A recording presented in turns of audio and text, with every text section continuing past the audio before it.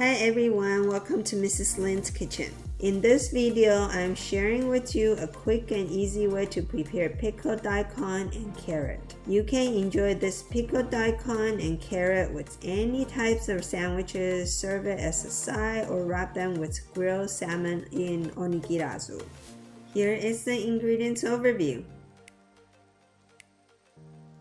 First, peel the skin of daikon and carrot.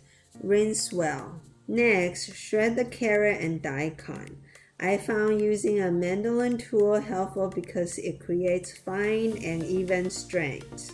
The finer the daikon and carrot strands are, the quicker they absorb flavor from the sugar and vinegar. If you don't have a mandolin, you can julienne the carrot and daikon. Keep in mind that the strands might be thicker, therefore you might need to soak them in sugar and vinegar longer.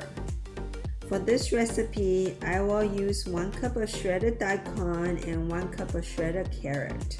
Next, add 1/4 teaspoon of salt into the shredded daikon. With your clean hands, toss the daikon until well coated. Let it sit for 20 to 30 minutes. Do the same for the shredded carrot. After 20 to 30 minutes, squeeze out the juice. Add 1/2 tablespoon of sugar and 1 tablespoon of rice vinegar into the shredded daikon. Mix everything together.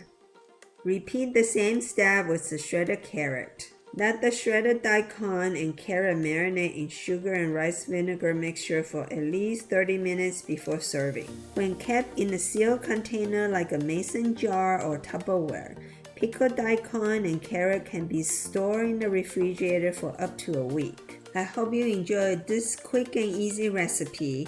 Don't forget to check out my salmon teriyaki onigirazu video to see how I use pickled daikon and carrot.